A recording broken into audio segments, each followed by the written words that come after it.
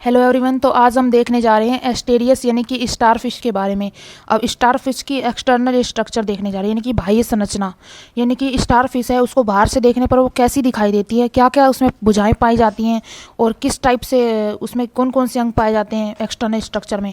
तो उन सब के बारे में आज हम पढ़ने जाएंगे। तो पहला है स्टार फिश में 5 भुजाएं पाई जाती हैं। इनमें पंच अरीय सममिति देखने को मिलती है। पहली बात तो ये कि इनमें अरीय यानी कि रेडियल सिमेट्री पाई जाएगी।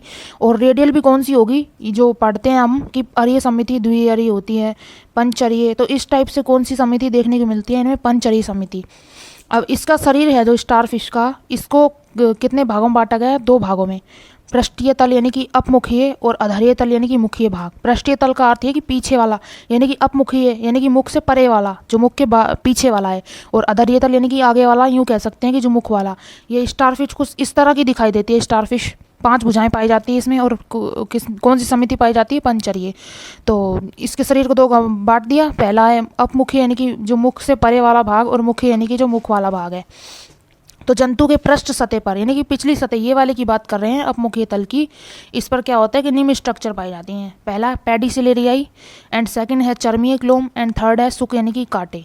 तो पेडिसिलेरियाई सबसे पहले फॉर क्लीनिंग यूज़ की जाती है, यानी कि क्लीनिंग के लिए इसका यूज़ करती है स्टारफिश। कैसे कि पेडिसिलेरियाई ये एक ऐसी स्ट्रक्चर होती है, ये डायग्राम पे तो में तो नहीं दिखाई देगी, पर इसका वैसे याद रखना होगा हमको कि इसमें क्या क्या इसके फंक्शंस हैं और क्या ये हेल्प करती है स्टारफिश की।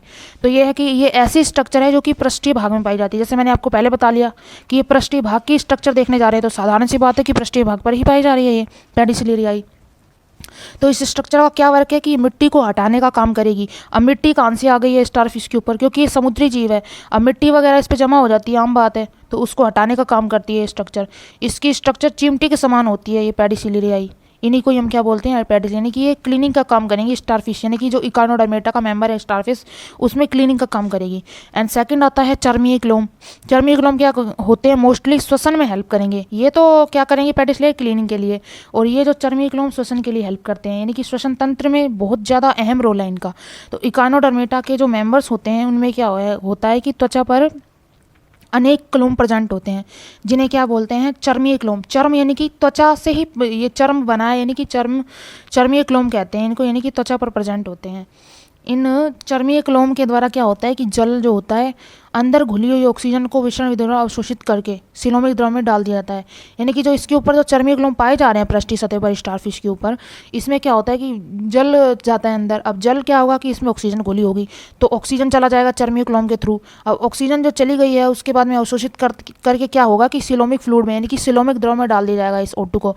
अब ऑक्सीजन की यानी कि जो प्रोसेस कंप्लीट हो चुकी है, उसके बाद में क्या होगा कि CO2 को विसरण मेथड के थ्रू ही, पहले विसरण में हुआ कि ऑक्सीजन है, जैसे जो अंदर उसके शरीर के स्टारफिश के अंदर ऑक्सीजन की मात्रा कम है और बाहर ज़्यादा है।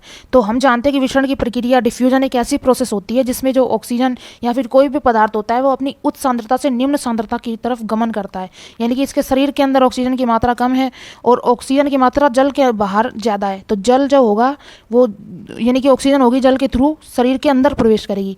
तो ये होगी विसरण विधि के द्वारा जली गई ऑक्सीजन यहाँ चली गई है सिलोमिक द्रव में। अब क्या होगा कि फंक्शंस हो जाएंगे, तो एक्सक्रेटरी मटेरियल के रूप में CO2 बनेगी, उसको क्या हो रही है वो क्या कर दीजिएगा वापस विसरण विधि के द्वारा यानी कि डिफ्यूजन मेथड के थ्रू जल में मिला दिया जाता है।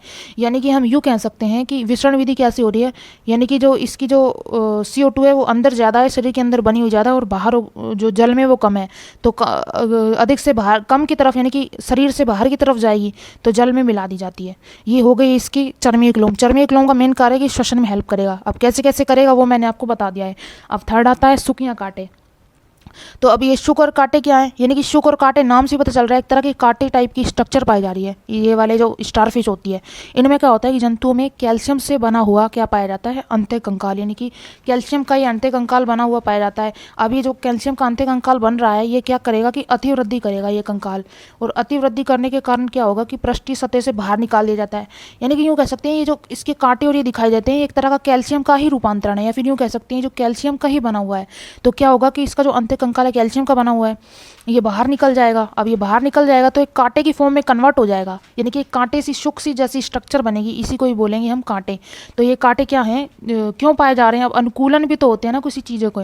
तो ये है कि ये कांटे जंतु की अन्य परभक्षी से रक्षा करने में हेल्प करते हैं। अब मान लीजिए इसके ऊपर कांटे ही नहीं पाए जाएंगे या फिर ऐसी कोई स्ट्रक्चर ही नहीं पाई जाएगी, तो ये परभक्षी से रक्षा तो करेगी। हम कोई ना कोई जीव होते हैं, उनमें सब में क्या होता है कि परभक्षी से रक्षा के लिए कोई ना कोई ऑर्गन पाया जाता है ताकि ये अपनी रक्षा स्वयं कर सके। तो इसमें क्या पाया जाता है स्टारफिश में? शुक या कांटे। हाँ, तो हमने स्टारफिश की एक्सटर्नल स्ट्रक्चर की बात की है आज इस लेक्चर के अंदर, कि इसमें 5 भुजाएं देखने को मिलती हैं, पंचचर्या समिति देखने को मिलती है, और इसके शरीर को 2 भागों में बांट दिया है हमने, यानी कि 2 भागों के अंदर इसे बांटा गया है, पृष्ठीय और अधरीय, यानी कि अपमुखी और मुखी तल के अंदर। अब इसकी जो पृष्ठ सतह पर स्ट्रक्चर पाई जा रही है, जैसे पेडिसिलियरियाई, ये क्लीनिंग के लिए हेल्प करती है। चर्मीय क्लोम, ये श्वसन में हेल्प करेगी, यानी कि ऑक्सीजन को अंदर लाने देगी, ऑक्सीजन इसके थ्रू अंदर जाएगी और CO2 बाहर निकल जाएगी चर्मीय क्लोम के थ्रू। और शुक या कांटे क्या करेंगे? ये कांटे समान स्ट्रक्चर है जो कि परभक्षी से रक्षा करेगी। तो आज की वीडियो में हमने स्टारफिश की जो एक्सटर्नल स्ट्रक्चर देखी है, यानी कि बाहरी संरचना के बारे में अध्ययन किया है। अगर आपको ये वीडियो पसंद आया तो हमारे चैनल से जुड़े रहने के लिए चैनल को सब्सक्राइब अवश्य करें। आपको बायोलॉजी से संबंधित नोट्स यहाँ पर ही प्रोवाइड कराए जाएंगे। Okay, thank you.